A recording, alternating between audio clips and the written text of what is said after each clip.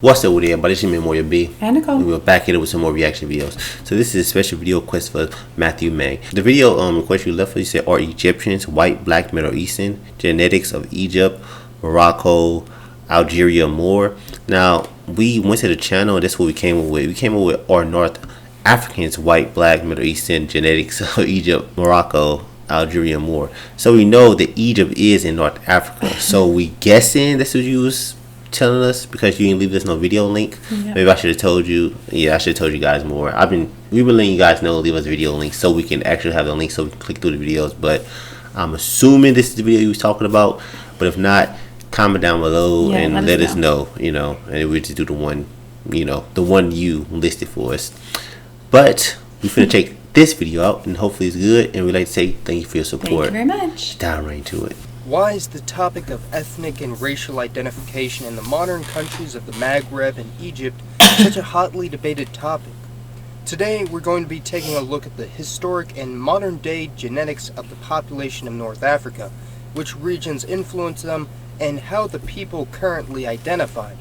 When referring to the region of North Africa, the countries of Morocco, Algeria, Tunisia, Libya, and Egypt are always included, while places like Sudan, Western Sahara, and Mauritania are usually included, and on occasion the northern portions of a few sub-Saharan African countries like Mali, Niger, and Chad are also included from a geographic and cultural perspective.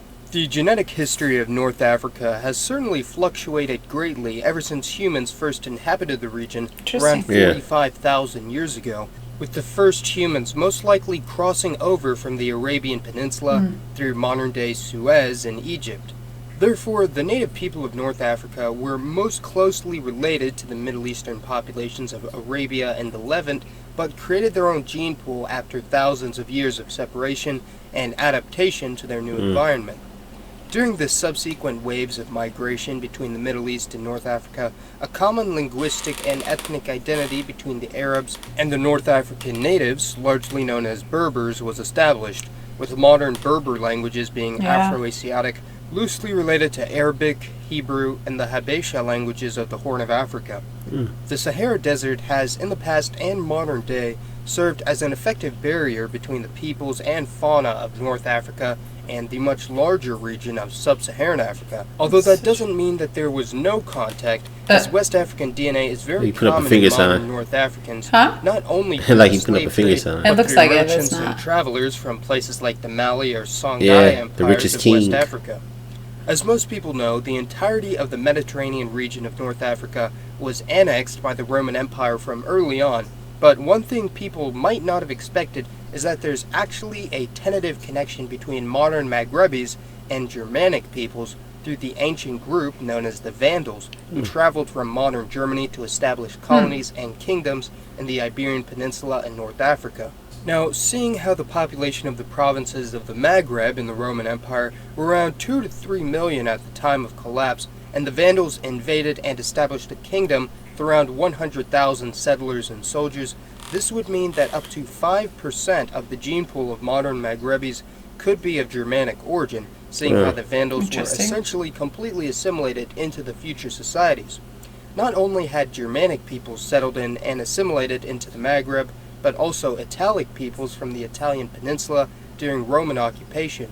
These Latin-speaking peoples established their own language and culture in the Maghreb and actually had the beginnings of a Latin-based language similar to Spanish or Italian, and the European influence can greatly be seen in the region, especially places like Tunisia, where up to 5 or 10% of the gene pool is of early Latin origin. Ancient Greece and Egypt have been strongly connected culturally for thousands of years, and although the modern-day countries of Greece and Egypt might not have much in common in any major capacity, it's easy to see the relationship between the two from a historic perspective by looking at architecture and place names like Alexandria or Thebes.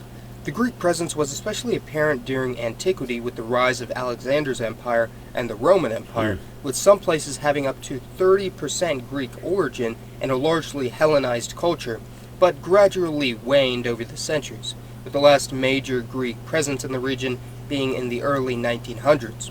Today, around 5% of the Egyptian gene pool is of Greek or ancient Macedonian origin. The appearance of ancient Egyptians has been heavily debated by different groups with various agendas, but in the past few thousand years, Egypt had been inhabited by Afro-Asiatic peoples related to Arabs, Berbers, and other Semites, speaking their own language that would be considered mutually unintelligible with modern Egyptian Arabic, and contrary to popular belief, ancient Egyptian hieroglyphs were not exactly an alphabet in the same way that the Latin, Arabic, or Cyrillic scripts were used, but it did evolve into and influence some of the world's earliest writing systems used in the Middle East, such as Phoenician.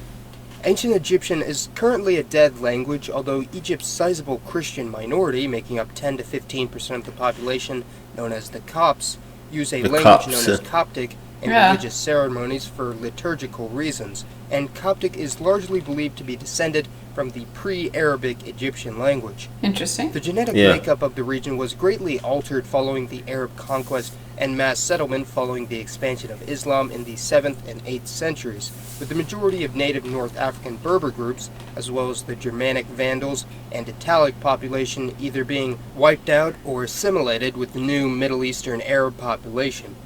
Today, the majority of North African countries have a population described as Arab Berber, meaning a mix between the native Berber and Arab population, and this is certainly giving them a unique look, with places like Tunisia having a dominant Arab culture, with the population having the highest proportion of Arab blood of any country of the Maghreb. Migration was not one way, of course, with the large migration heading to the Arabian Peninsula and the rest of the Middle East, especially in recent years with Egyptian and Maghrebi migrant workers heading to places like Saudi Arabia, the UAE, and Kuwait. Now, what's interesting about modern Egyptians and other North Africans today is that depending on the person, they may or may not identify with other ethnic Arabs from places like the Levant or the Arabian Peninsula, even if they are Arab-speaking as well. Although the Arab language is actually quite a complicated subject, as Arab speakers from different parts of the Middle East and North Africa might not be able to understand each other, with Egyptian Arabic sort of being an intermediate dialect between that spoken in Arabia and the Maghreb, especially considering that the majority of Arabic language motion pictures are filmed in Egypt. Skin color and facial features are anything but uniform in North Africa, of course, with skin color largely getting darker the further south you look in the region, mostly due to the sub-Saharan African blood and environmental adaptations to the hot, sunny climate. The native people of North Africa are known as Berbers, and as mentioned earlier, there are also an Afro-Asiatic people group distantly related to Arabs, but their phenotype can vary to include people of all skin colors. Some Berber groups, like the Tuaregs of southern Algeria and northern Mali and Niger, are very dark in appearance, being the most southern group, and other groups, like the Kabyles of northern Algeria, are very fair, with a significant proportion having light eyes or hair, with many even being able to pass for European. There's been a large effort in recent years, especially in the Maghrebi countries of Morocco and Algeria, to reclaim their native North African Berber identity, and even many of Arab Berber descent are beginning to create a new Maghrebi identity for themselves. One of the more recent events to influence the North African gene pool was the rise of the Ottoman Empire in the 14th century, when ethnic Turks from the Anatolia region migrated in large numbers during the Ottoman occupation in North African countries. And although it's rare to find full-blooded Turks in North Africa, in the Maghreb up to 20% of the population has at least some Turkish ancestry, and those of half Turkish, half native descent are called Kalugli, who could have both Berber, Arab, and Turkish ancestry. Jeez. There was never any large repatriation effort for Kaluglis after the fall of the Ottomans, and their descendants largely integrated into the Arab Berber society. I've talked about Sudan in previous videos, and it's a very tricky situation categorizing their people, since the racial situation of Sudan is anything but homogeneous. The original people groups of Sudan were actually of Nilo-Saharan origin, mostly known as the Nubians, similar to the people of modern South Sudan, and it wasn't until the Islamic Arab invasion and conquest from the north that Sudanese people began to have a more Arab identity. Modern Sudanese Arabs can have a huge range in phenotype, with some having a more Middle Eastern appearance, while some still retain the majority of their sub-Saharan African genes, although full-blooded natives still do exist in large numbers located in the west and south of the country, which was one of the main reasons that South Sudan decided to break away from the north and create their own government, surprisingly with little intervention from the north. The country of Mauritania, on the other end of the continent, is in a very similar position to this, with the majority of its population being Afro-Arabs, albeit with more North African admixture. Perhaps the most recent event to influence North African demography was the European colonization of the region during the scramble for Africa and before. Algeria had been a part of the French Empire since the 1820s and was actually one of the most well-integrated colonies of any European power, with the population largely being bilingual in French and Arabic, or French and a Berber language. Ever since incorporation into France, hundreds of thousands of European settlers began to settle into the region of French North Africa, which included Algeria, Tunisia, and parts of Libya and Morocco, and during the latter half of occupation, French authorities actually allowed a handful of native North Africans from their colonies to settle in metropolitan France. The European North African population, known as Pieds Noirs, eventually numbered in the millions in all of the North African nations, making up around 15% of North Africa at its height. However, following independence of the Maghrebi countries, the European population was almost entirely forced to evacuate all North African countries and headed back to France, and they left a very small genetic imprint on North Africa, seeing how their presence in the region was largely fleeting. Although on occasion a French soldier or official would marry a native woman, and some even converted to Islam, integrating with the native populace. The people of North Africa have been influenced by many, if not all, of the surrounding peoples that encompass them, and because of this, North Africa phenotype of any place in Africa or the Middle East, with its citizens ranging from black to white to Middle Eastern and every combination in between. Again, it's important to realize that North Africans may or may not identify with the Middle East or ethnic Arabs, and that each country has a unique history and are not all universal monoliths. I hope you learned something new about the region of North Africa today. Be sure to let me know your thoughts on the region. And as always, this has been Mason. Thanks for watching, everyone, and I'll see you next time. Very interesting, man. I mean, yeah, you're going to see, I mean, you can clearly see that, North Africa or Egypt has a mix of, black, Middle Eastern, because like the mixing and stuff like that.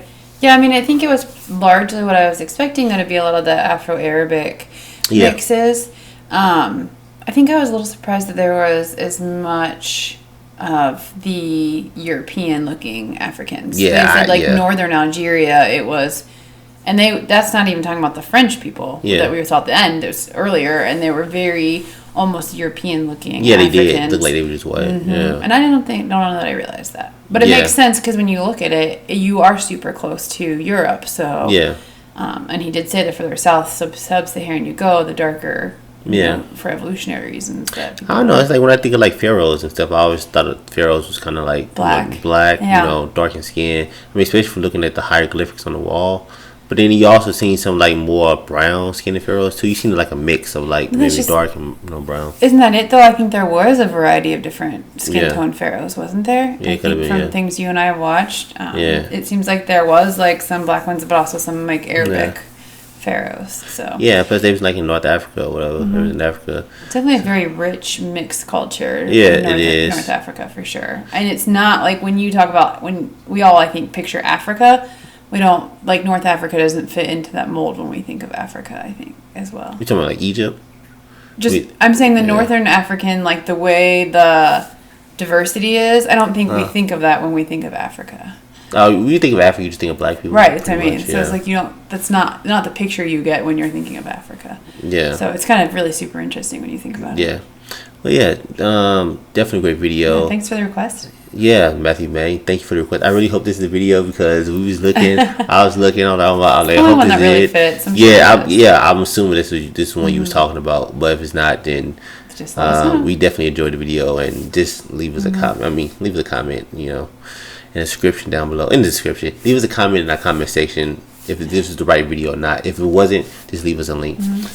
But already in this video, if you want to leave us a special video request, check out the link to our Streamlabs. It's going to be in our description. Make sure to keep the videos under 12 minutes and leave a link. Don't forget to subscribe and thumbs it up. Turn on notifications. It's your man, B. And Nicole. We're going to catch you in the next video. Awesome. Peace and love, baby.